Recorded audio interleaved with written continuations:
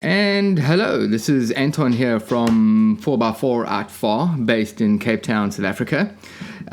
This is my very first vlog, so I'm going to get it going and see if it works. If you guys like the type of content and the amazing sound of my voice, then let me know if there's anything else you actually want to chat about and follow up on. So today I actually want to have a chat about rooftop tents and ground tents and the difference between them. And I'm going to do a video vlog about it. I just wanted to start the ball rolling on this page and see, just about working it out. So to start off with, I have chatted to a bunch of guys. I do have a number of years experience between two versions of ground tents and rooftop tents.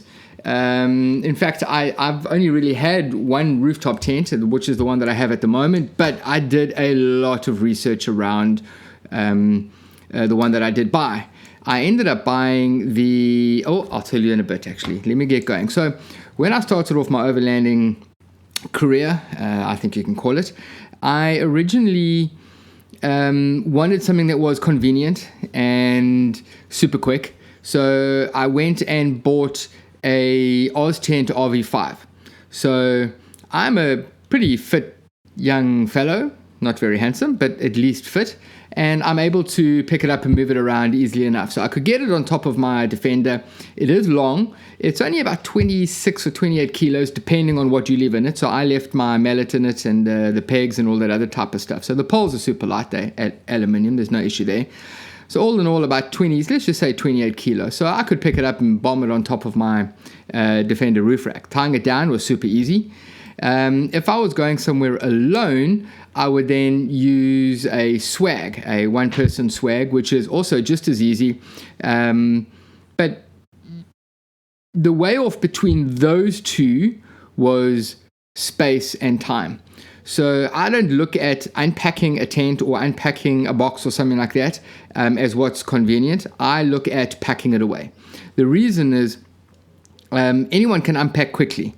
But when you're packing away, that's what takes time. And depending on what your overlanding routines are like, you don't want to rush.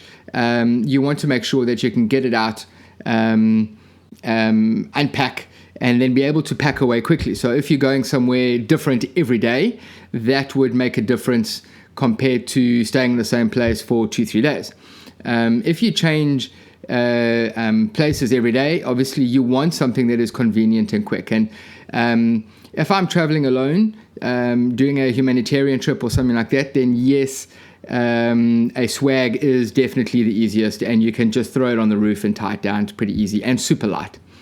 The Oztent, if I was going with, if my family was joining me or a mate, then I would take the Oztent because that's also pretty easy. But then you're also carrying a lot of other stuff. So it got me to start looking into and thinking about which is definitely the best and the simplest way to try and get this to work. So when I started looking at rooftop tents, I was listening to what the other guys around me were saying and looked at what they were doing. And there were a lot of complaints around packing them away. The square block tents, for example, on the roof that open out 180 degree, those, there is a good use for them, but the guys were complaining heavily around packing them away. And packing away would be in the sense of there's a fly sheet that goes over the top with a zip, and that is a nightmare. You will rip the skin off your fingers, and I actually have seen it to the point that I've had a bunch of friends literally just throw the fly sheet away and deal with it when they're home. It is needed, but not a necessity, if I should say. I mean, they obviously it's there for a reason, but not to the detriment of losing skin on your fingers. And that obviously plays a very big role. So that boiled down to time and packing it away. Unpacking and unzipping is always easy. But again, packing away when you in the morning, you fairly fresh, and you start your frustration of your first frustration of the day is caused because you can't zip a fly sheet over. It's not cool. That's not worth it's not worth the drama dealing with. So I'm sure some guys have come out with other solutions. The other area would be your clamshell type tents, the Alucabs, There's a bunch of South African versions now, European and US versions. Frontrunner have, there's a lot of German guys. There's a US, all sorts now have come into that ballpark. I personally did a bunch of research, and I ended up going with what's called the iCamper. It is a little bit more expensive than the majority of the rooftop tents, but I went with it because it fits exactly the same size on my roof rack as any other clamshell rooftop tent, except it is like a king size bed inside. So it flips up on the hinge, and then it flips out again on a little lip that sucks in underneath the lid of the camper. So I've actually found this to be super easy. There's going to be a vlog up on it. I'm hoping to do it in the next, say 2 weeks or so. But, these things take time. So I'm trying to be as thorough as I can and get some other responses. I have a few other guys. But, choosing your rooftop tent or choosing a ground tent, there's always a way off. One is space. One comes with a foam mattress, one doesn't. You still got to put your sleeping bag in, and there again it goes to convenience. Alucabs, for example, most of the others you can leave your sleeping bag inside and a smallish pillow. It's okay, and that does help save space and time. You want to, at the end of the day, just pop it up and climb in.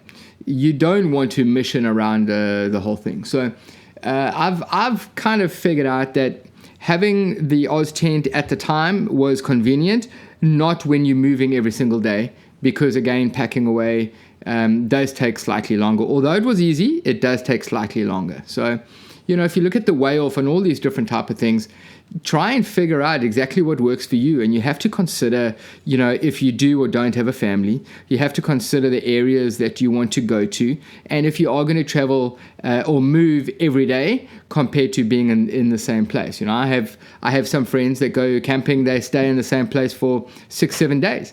They unpack everything. Then they start packing away like 2 days before they leave. They just start slowly putting things into place to make sure that they don't lose or miss anything out or have to go back. And that works very well for them. I'm just one of those guys that I will sit maybe for 1 or 2 days in the same place. Then I'll keep moving. Sometimes I'll be one place today, one place tomorrow night. But also in South Africa, we have a lot of different opportunities. So it really depends on what you're looking for. But if you have any feedback or thoughts or something that you want to talk about when it comes to rooftop tents or ground tents, there's a need for all of them. We just need to figure out which one works for us. So I hope you found this okay on my first vlog. Follow my YouTube channel. I'll put the links down below. And let me know what your thoughts are. I mean, obviously, I want to get the feedback and understand where you are in your camping career and or your overlanding career, and try and figure out if there's something maybe I can help you with. And hopefully, you're going to have a good camping experience regardless of where you go. So, within saying that, I'm signing out of here. And until next time, guys, thanks very much. Thanks for listening.